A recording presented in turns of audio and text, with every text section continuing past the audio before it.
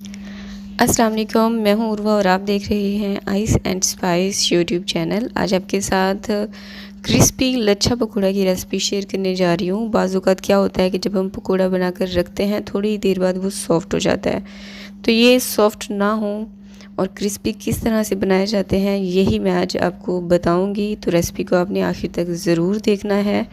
अच्छी लगे तो लाइक भी ज़रूर करना है और इसे अपने फ्रेंड्स और फैमिली के साथ भी लाजमी शेयर कीजिएगा। तो टाइम वेस्ट किए बिना चलिए रेसिपी स्टार्ट करते हैं। सब्सक्राइब करें ice and spice YouTube channel को, साथ में घंटी का बटन प्रेस करके ऑल पे क्लिक करें और पाएं डेली अपडेट।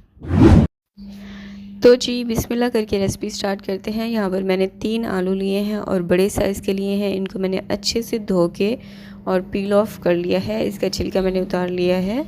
अब इसको ग्रेटर की मदद से ग्रेट कर लेंगे। ग्रेट करने से क्या होता है कि सारे स्लाइस ना इक्वल आते हैं और बिल्कुल बारीक बारीक से आते हैं। ठीक है, तो अगर आपके पास ये चिप कटर नहीं है तो आप इसकी जगह पर छुरी का भी इस्तेमाल कर सकते हैं। छुरी से भी आप बारीक बारीक स्लाइस कट कर सकते हैं। तो आप देख सकते हैं मैंने सारे आलू को स्लाइस में कट कर लिया है, ये देखें, और ये इतने ही बारीक होने चाहिए। अब इन सारे स्लाइसेस को ना मैं इस तरह से इकट्ठा करके और इसको बारीक बारीक काट लूँगी।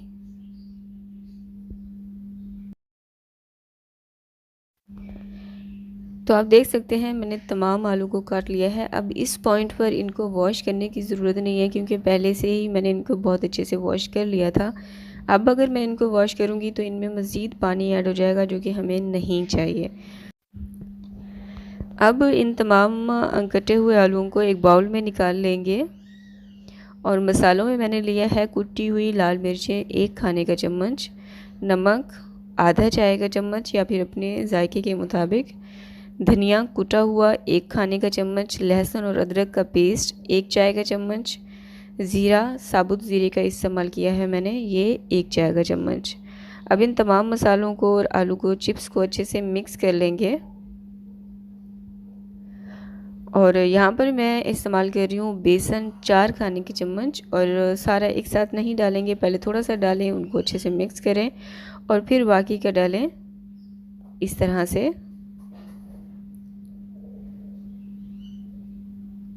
अब इनको अच्छे से मिक्स करने के बाद आपने इसमें ज़्यादा बेसन का इस्तेमाल बिल्कुल भी नहीं करना, जितना मैंने आपको बताया है उतना ही कीजिएगा, वरना क्या होगा कि फिर जब आप फ्राई करके रखेंगे ना तो थोड़ी देर बाद ये सॉफ़्ट हो जाएंगे। ठीक है, अगर आप सॉफ़्ट नहीं चाहते हैं तो फिर आपने एज़ इट फॉलो करना है रेसिपी को।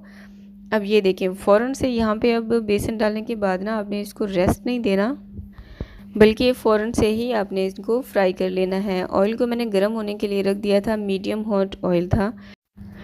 और पकोड़े कढ़ाई में डालने के बाद आपने चूल्हे की आंच लो कर देनी है और लो आंच पे आपने इसको पकाना है। आंच लो होगी, हल्की आंच पर आप इसको पकाएंगे तभी आपके ये पकोड़े क्रिस्पी बनकर तैयार होंगे, क्योंकि हल्की आंच पर हम इसे बनाएंगे। तो 6 से 7 मिनट लगा के आपने इनको इस तरह से फ्राई करना है। पहले आप इनको कढ़ाई में एज इट रखा रहने दीजिएगा, जब देखिएगा इन्होंने शेप पकड़ लिया उसके बाद आप इसको उलट पुलट करके लाइट गोल्डन और क्रिस्पी होने तक फ्राई कर लीजिएगा। तो 6 से 7 मिनट आपको लगेंगे। 6 से 7 मिनट के बाद यहाँ पर बहुत प्यारा सा कलर आ चुका था इन पकौड़ों का। तो अब इनको किचन टॉवल पे निकाल लेंगे।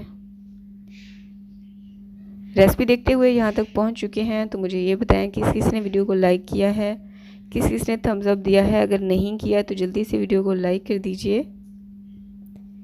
तो इसकी आप आवाज़ सुन सकते हैं।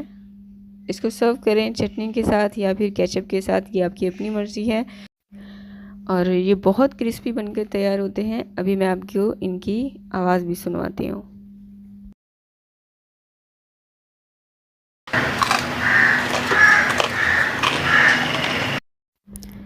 तो वीडियो को लाइक कीजिए। Thanks for watching.